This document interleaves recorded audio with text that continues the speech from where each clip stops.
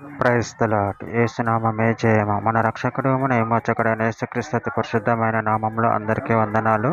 చిన్న ప్రార్థన ద్వారా ఈ ఉదయకాల వాక్య భాగం ధ్యానించుకుందాము. పరిశుద్ధుడ మహాగణుడు అయిన దేవ యేసయ్య, సర్వాధికారి నాయన, మీకే వేలాది వందనములు, కృతజ్ఞత, స్తుతి, స్తోత్రం చెల్లించుకుంటాను దేవ ఉదయకాలం ప్రభు వాక్య భాగం ధ్యానిస్తుండగా వాక్య భాగం మాకు అర్థమవుట్లు సహాయం చేసి మీ కృపలను బలపరిచి మీకు మాదిరిగా మమ్మల్ని నడిపించమని చిన్న ప్రార్థన యేసునామములో అడిగి వేడుకుంటున్నాను తండ్రి. Amen amen. కీర్తనల గ్రంథం 76వ అధ్యాయం 10వ వచనము. నరుల ఆగ్రహము నిన్ను స్థించును, ఆగ్రహ వేషమును నువ్వు ధరించుకుందువు. ఆమెన్. దేవుడి వాక్య భాగం దీవించునుగాక. ప్రభు నుండి ప్రియులారా, ఇక్కడ వాక్య భాగంలో గమనించినట్లయితే నరుల ఆగ్రహము నిన్ను స్థించును, ఆగ్రహ వేషమును ధరించుకుందువు. అదేవిధంగా వాక్య భాగంలో గమనించినట్లయితే కీర్తనల గ్రంథం 46వ అధ్యాయం 6వ వచనం.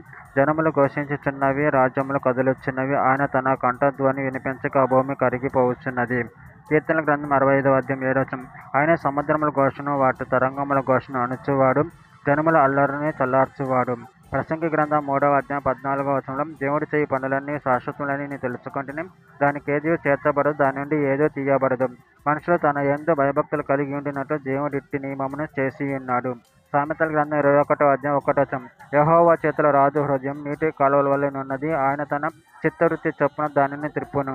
పేతురు రాసిన మొదటి పత్రిక 5వ అధ్యాయం 10వ వచనం. తన నిత్య మహిమకు క్రీస్తునందు మిమ్మల్ని పిలిచిన సర్వకృపానిధి యొక్క దేవుడు కొంచెం కాలము మీరు శ్రమపడిన పిమ్మట తానే మిమ్మల్ని పూర్ణులుగా చేసి స్థిరపరిచి బలపరచును. యెషయా గ్రంథం 53వ అధ్యాయం 5వ వచనం. మన అతిక్రమ క్రియలను బట్టి అతడు గాయపరచబడను, మన దోషములను బట్టి నలగొట్టబడను, మన సమాధానార్థమైన శిక్ష అతని మీద పడెను, అతడు పొందిన దెబ్బల చేత మనకు స్వస్థత కలుగుచున్నది.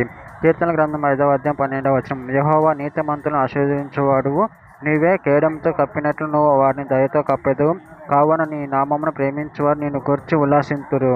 ప్రకటన గ్రంథం 15వ అధ్యాయం 3వ వచనం. ప్రభువా దేవా సర్వాధికారి, నీ క్రియలు ఘనమైనవి, ఆశ్చర్యమైన, యుగములకు రాజా, నీ మార్గములు న్యాయమును సత్యములై ఉన్నవి.